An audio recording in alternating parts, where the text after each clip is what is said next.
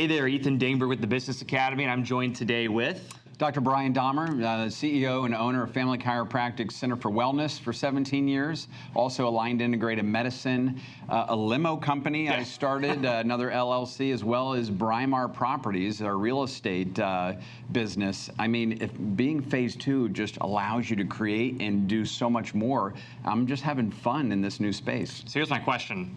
For chiropractic practices, a medically integrated practice, you're building a PT clinic, you have the other businesses you just mentioned. Someone says, there's only 24 hours in a day, 7 days in a week. How do you even, going to phase two, what would you advise a doctor who's kind of stuck in the grind, every day, treating 300 patients, not growing, not expanding, not spending time with their family, they're going to work when it's dark, they're coming home when it's dark. What's the one thing you did to free up your time to be able to spend more time with family and build more businesses so you're not stuck in your practice? Sure. The first thing I had to do is get my head straight and get myself out of my own way. I love to treat. I love to interact with patients. And I had a hard time saying I'm going to become phase two because I felt like I was abandoning them. And I didn't think that somebody else could step into my role and do it as good as I could. And I realized that my health could decline. My family was suffering. I couldn't be with them all the time or coach my kids in sports and things like that. We didn't travel as much as I wanted to because I had to be at the practice. And so I chose quality of life, and I knew that I could help more people if I trained up other providers and a team to service and treat the way that I treat and the passion that I have for people. I wanted to teach that. And so TBA taught me and gave me the systems to duplicate myself, to write up my hat, and to have that same quality control in multiple offices. And you start off right side by side. You bring the chiropractor in and you introduce them and you say, hey, this is Mrs. Jones. I'm going to have Ethan treating you today. Is that okay? Yes. They treat the patient. How was that? It was great. And then you have a handoff. And all of a sudden, you start to step away. And then you can do it not only from the same office, but a satellite office, across state, across the world. It doesn't matter, with the systems that we put in place. And it just gives you so much freedom. I was actually lost because they told me, don't come into the office. And they didn't need me. You have a new role. And I had to redefine what that role was. And at first, it's you're kind of all over the place. You take a sabbatical, a trip, and you're like, all right, let's go to work. And now I'm just so dialed in, having fun. I still treat once a month. I go in. I like to, keep my hands on people. I don't want to lose that skill. But it just gives you the opportunity to give back. I think about, professors or people that write books, that speak, that start other companies, go to Tallahassee and fight for our laws and rules. They couldn't do that if they just stayed entrenched in their practice. And so I just want to give back in a bigger way and serve more people, and I know I can't do it alone. How important is your team when it comes to getting to phase two? You've told us for many years you can't do it by yourself, right? Sure. The impact you've had, 4 practices, 1 medical clinic, multiple businesses. How important is your team? And then what is one tip you can give doctors watching this on how to build a successful team to manage your patients, manage your practice, the team, and to really build it whether you're there or not? Yeah, you really need to learn who your team is. And what I mean by that is not everybody is motivated by money. And some people want recognition. Some people want time off with their families.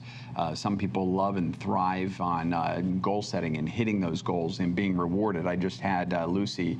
I sent her and her husband to Disney World, and they'd never been. And she was sending me back pictures. I booked a hotel for them. I mean, we did it right. So great. And they took the whole weekend, and she was just like elated. I mean, she'd never worked so hard, to get that prize, and then she was motivated afterwards. So make sure you know who your team is. Meet with your staff, especially your providers, often. I meet with each of our doctors at least once a month, one-to-one, and we meet as a group once a month. And then I have an excursion that we do 3 times a year. I took them all out deep sea fishing, got to know them outside of the office on a deeper level, There's been events, of course, our Christmas party. I have all the spouses there. I want to know who their spouses are, their family is. And they're all treating in the office as well. So if you have that kind of relationship, you have less of a chance of them just getting up and leaving, being disgruntled or not expressing, hey, this is my goal, this is my professional and financial and personal goals. And once you learn those things, then you can align with them and help them. I had a doctor who wanted to do continuing education and get a TPI certification for golfers and learn the swing and analyze them and really kind of hone in. And I paid for it for him. I said, okay, I'll do that for you. You know, it's $3,000 and time away from the office. And we had an exchange. And he's happy because he gets to do something he's passionate about in the practice. But if you don't meet with them and it's just a job and all about numbers and you're not, you know, filling their tank, so to speak, and motivating them, you're going to have a lot of turnover and a lot of headache, and you're not going to be phase two the way you want to be phase two. You're going to be back in putting out fires instead. So that's key. Couldn't agree more. Dr. Brian, now that you're in phase two, and it's been about a year and a half, what is a day like in the life of yourself being in phase two? You've since opened up more businesses, spent more time with your family, but maybe kind of share a day or a week in the life of someone like yourself in phase two. Sure. You know, I start off, I like to work out first thing in the morning. Usually 5:30, I get up, I work out. I don't get interrupted. It's just kind of me time, meditate. And then when the kids start getting up, I help make breakfast, and we'll take turns taking them to school. I never took my kids to school before that. I started seeing patients at 7:30. I couldn't do it. So it's a nice time to have just a conversation with them before the day starts. And then I go straight to work in my office and start making phone calls. And I have a list. Eat that frog. Ethan, you introduced me that a long time ago, but I start with the number one thing that I need to get done. And I always accomplish that first thing in the morning. So I'll do those important phone calls, whether it's a contract that I'm working on, hiring a new provider, or a real estate transaction, or just adding a new service to the office and just trying to dial in, that new program. I'll work on that while I'm fresh, first thing in the morning. After that, I usually call my wife, see where she wants to eat lunch at. And then in the afternoon, I'll make my rounds to my office managers, and I check in with them and do some statistics analysis, make sure they have their strategic plan going forward. And in the afternoon, I put my coaching hat on. I take my kids out and I coach soccer, or we'll take them out and do something outside. I love to be outside in the water and those kind of things. Yeah. That's a typical day. Obviously, later in the evening, we'll go to different meetings and things occasionally. I like to network. I like to meet a lot of people. And so it frees up time for me to have tours of doctors' offices, attorneys' offices, and create relationships that I never had time to do.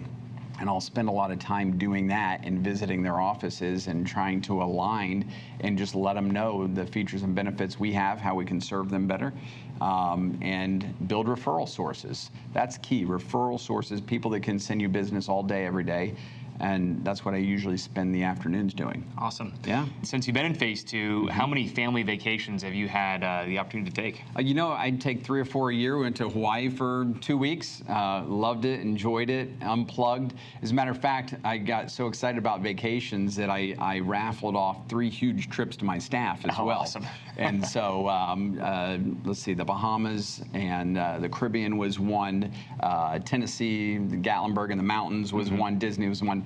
But it's important to unplug and recharge, right? And you never get that time back. My kids are only young once, and if I can create memories now, I want to do it. I make them all journals. So when we go on a vacation, they have a book, and they write down what they thought of the day at the end of the day. And that to me is important. And I want to look back and know that I was engaged with them, and we got to create those memories. That's awesome. Yeah. Dr. Brian, thanks for your time. Appreciate it. Thank you. Awesome.